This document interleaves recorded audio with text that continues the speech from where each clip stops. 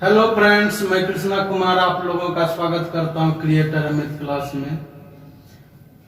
जैसा कि आप जानते हैं कि अभी कोविड-19 एपिडेमिक चल रहा है, तो थोड़ा सा कुछ निजी कारणों से आज का वीडियो देर से शुरू हो रहा है। इसके लिए मैं आप सबों से क्षमा प्रार्थी हूं। खैर, हमने पिछले क्लास में देखा था डायरेक्शन के दो आसान सवाल। आज हम उसी को इलेबोरेट करते हैं और अपने डायरेक्शन की ओर चलते हैं।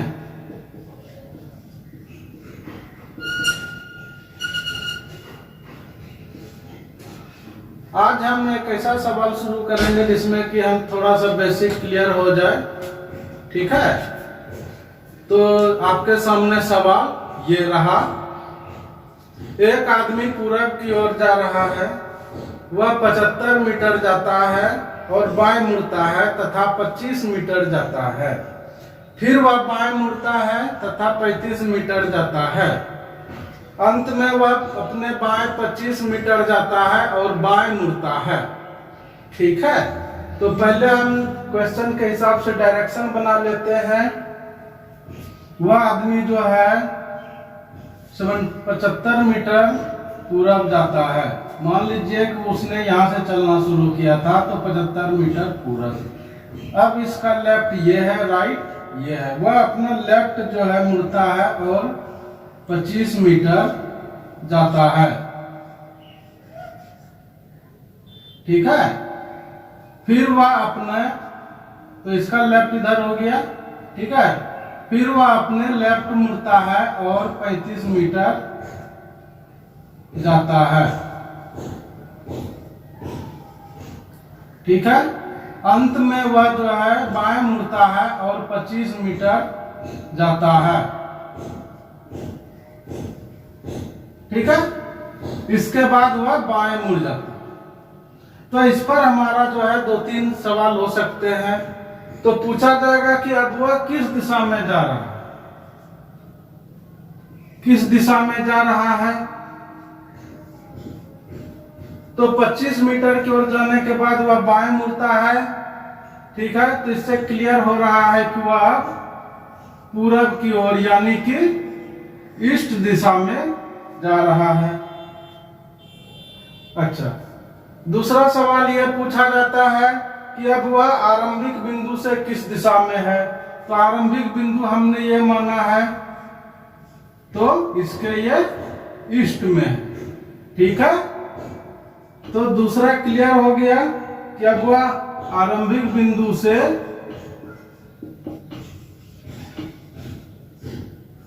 किस दिशा में है, तो ईस्ट दिशा में है। अच्छा, अब यह पूछा जाता है कि अब वह आरंभिक बिंदु से कितने दूरी पर खड़ा है। तो यहाँ पर 35 ये पहले चल लिया है, इधर से कवर हो गया है। 75 से हुआ था, तो इसमें 75 में माइनस कर देंगे। 75 में minus 35 is equal to 40 metre. यानी कि वह अपने आरंभिक स्थिति से 40 मीटर कहाँ है, तो ईस्ट की ओर है। हमसे यह पूछा जा सकता है कि वह आरंभिक बिंदु से कितनी दूरी पर तथा किस दिशा में है। तो वह आरंभिक बिंदु से 40 मीटर दूर है और ईस्ट दिशा में है। ठीक है, एक नजर आप लोग दोहरा लें ताकि क्लियर हो जाए।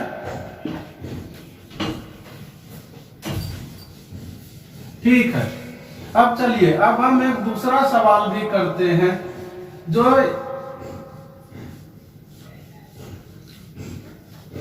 आपके सामने दूसरा सवाल ये रहा।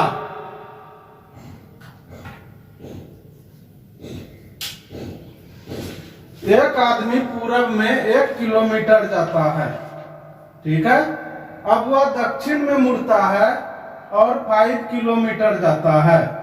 फिर वह पूरब में मुड़ता है और 2 किलोमीटर जाता है। अंत में वह उत्तर की ओर मुड़ता है तथा 9 किलोमीटर जाता है। अब ज्ञात करें कि वह अपने प्रारंभिक बिंदु से किस दिशा में तथा कितनी दूरी पर है।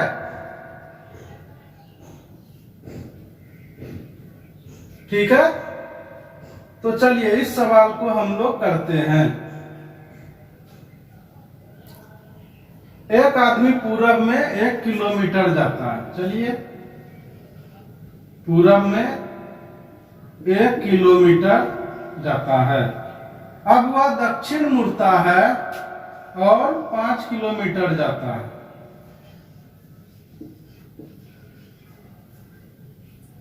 फिर वह पूरब मुड़ता है और 2 किलोमीटर जाता है। ठीक है, अब अंत में वह उत्तर मुड़ता है और 9 किलोमीटर जाता है। ठीक है, अब ज्ञात करें कि वह अपने प्रारंभिक बिंदु से किस दिशा में तथा कितनी दूरी पर है। तो इसकी दिशा ये होगी। चलो अब हम इसको पॉइंट वाइज कर देते हैं। ए बी सी, तो ये हमारे पास एक ट्रायंगल बन गया। इसमें से 9 हम माइनस करेंगे, 5 सॉरी, तो ये हमारा हो जाएगा 4 किलोमीटर। ये हमारा ऑलरेडी 1 किलोमीटर है, तो ये हो जाएगा हमारा 2 किलोमीटर। ठीक है, तो अब जो है कि जो भी हमें पता करना है, हमें AC की वैल्यू पता करनी है इस ट्रायंगल के हिसाब को लेकर चलते हुए। तो हम सभी जानते हैं AC is equal to AB square plus BC square का रूट। ये हमारे ट्रिगोनोमेट्री में आता है।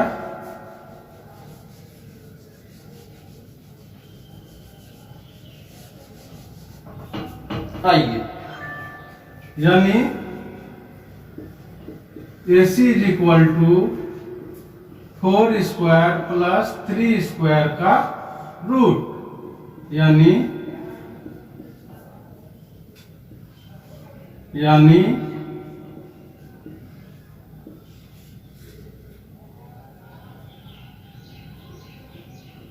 Equal to 5 kilometre. ठीक है, तो ये किस दिशा में है?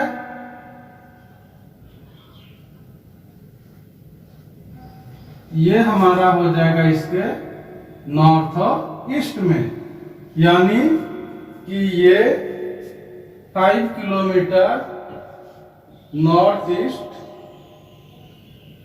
है। चलिए आइए एक सवाल हम और करते हैं, जिससे कि हमारा सारा डाउट क्लियर हो जाएगा। इसके बाद हम जो है दूसरा टाइप देखेंगे। यह सवाल भी इससे मिलता जुलता ही है और आप लोगों को ज्यादा कठिनाई नहीं होगी इसको सॉल्व करने में।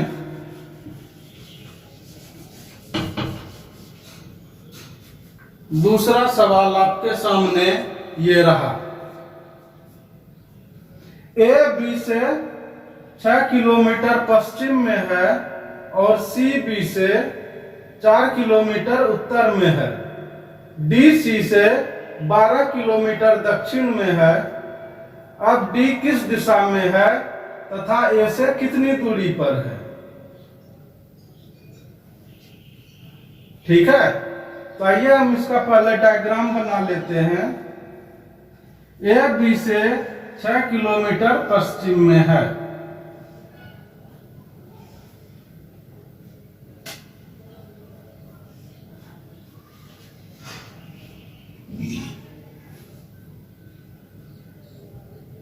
ये बी हो गया, ये ए हो गया। यह 6 किलोमीटर वेस्ट है। अब सी बी से 4 किलोमीटर उत्तर है। ये 4 किलोमीटर है। ये आपका सी रहा।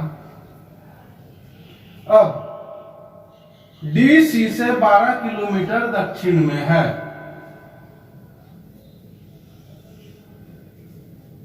ये हो गया हमारा पॉइंट डी।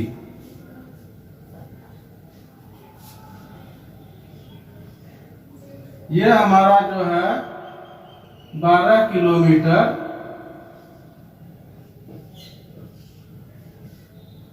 दक्षिण में है। तो ये यहां से 12 हो गया, यहां से यहां 8 4 हो गया, तो यहां से यहां 8 हो जाएगा। अब पूछा जा रहा है कि D किस दिशा में है तथा A से कितनी दूरी पर है, यानी कि हमें AD का वैल्यू निकालना है। तो AD क्या हो जाएगा, AB square plus DB square का रूट ओवर, यानी 6 स्क्वायर प्लस 8 स्क्वायर का रूट ओवर, यानी 36 plus 64।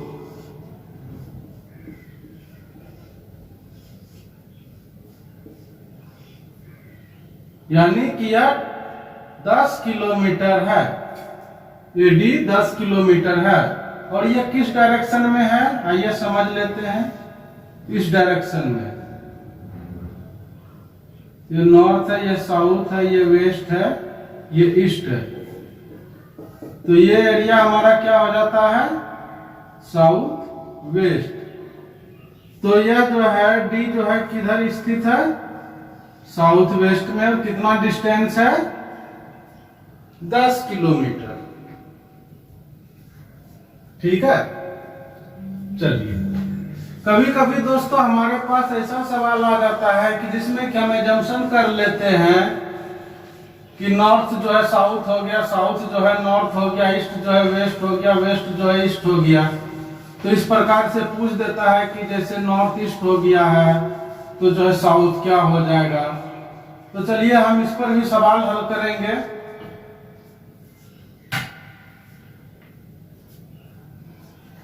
Sorry.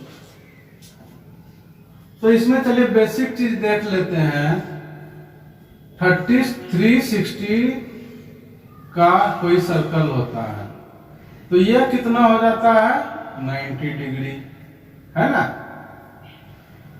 90 degree, 90 degree and 90 degree.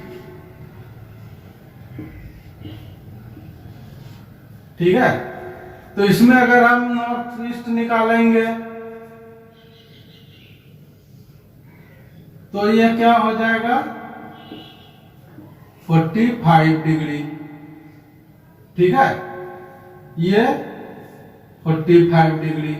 अगर यहां से यहां करेंगे हम लोग,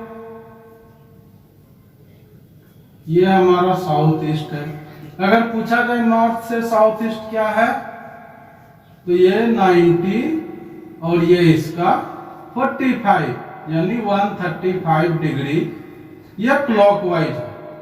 और एंटी क्लॉकवाइज अगर हम साउथ ईस्ट से नॉर्थ बोलेंगे तो ये एंटी क्लॉकवाइज हो जाएगा। ठीक है। तो आइए इस पर भी एक सवाल हम लोग हल करेंगे ताकि कि हमें ये क्लियर हो जाए कि बात क्या है। सवाल आपके सामने ये रहा, यदि दक्षिण पूर्व उत्तर तथा उत्तर पूर्व पश्चिम हो जाता है तथा आगे ऐसा ही जारी रहे तो पश्चिम क्या हो जाएगा।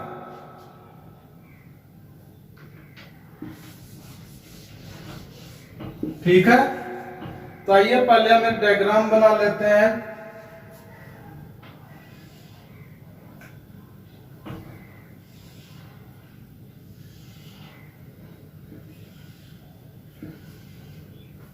ये हमारा नॉर्थ है, south, east, west, south west, south east, north east, north west. तो सवाल क्या कह रहा है? दक्षिण पूर्व उत्तर, यानी कि ये हमारा उत्तर हो जाता है, तथा उत्तर पूर्व पश्चिम, यानी ये हमारा पश्चिम हो जाता है। और आगे ऐसे ही जारी रहा, ठीक है। तो पश्चिम क्या हो जाएगा, यानी हमें इसका वैल्यू पता करना है। तो आइए इस पे हम सीधा कोडिंग करते चलते हैं, इससे हमें ताकि क्लियर हो जाएगा। ये साउथ ईस्ट हो गया, तो नॉर्थ वेस्ट, सॉरी ये हमारा नॉर्थ है क्वेश्चन के हिसाब से, उत्तर। तो ये हमारा साउथ हो जाएगा। ये हमारा वेस्ट है, तो साउथ वेस्ट हमारा ईस्ट हो जाएगा।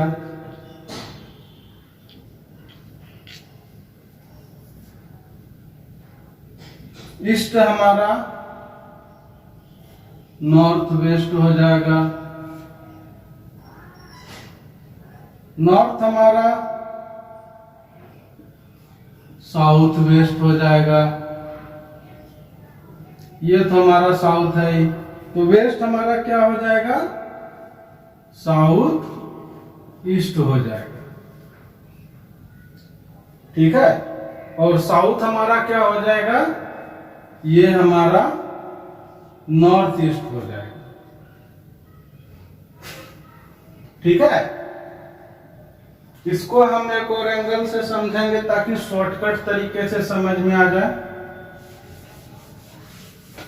इसमें हम लोग जब वही एंगल का फॉर्मूला लगाएंगे ताकि ये इतना लंबा कैलकुलेशन हमें नहीं करना पड़े, क्योंकि एग्जाम में हमारे पास इतना समय नहीं होता है कि हम डायरेक्शन के लिए भी इतना समय दें, जो कि बहुत ही इजी टॉपिक होता है।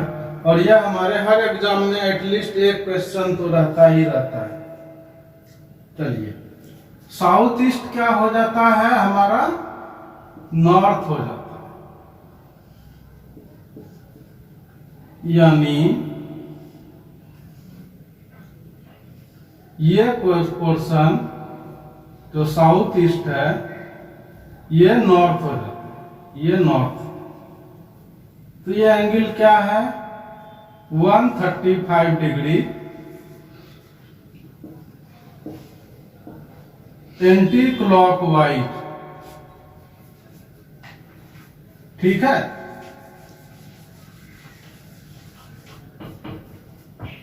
तो नॉर्थ ईस्ट का एंटी क्लॉकवाइज क्या हो जाएगा? 135 डिग्री पे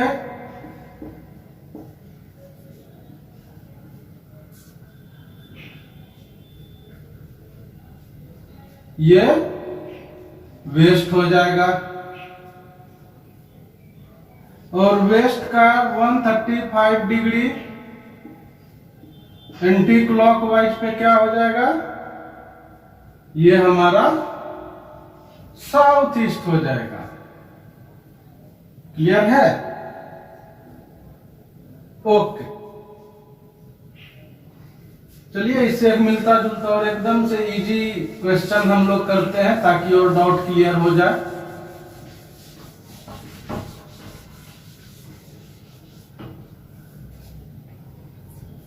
अगला सवाल आपके सामने ये रहा,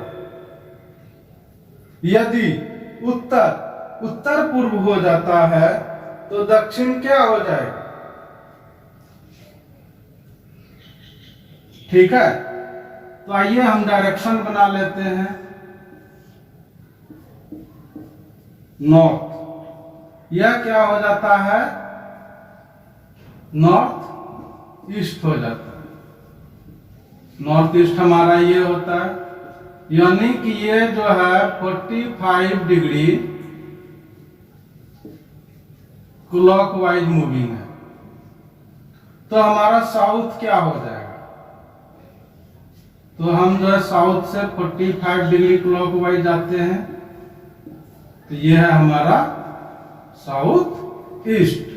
यानी कि नॉर्थ अगर नॉर्थ ईस्ट हो जाता है, सॉरी साउथ वेस्ट, माफ कीजिएगा, तो ये हमारा क्या हो जाएगा?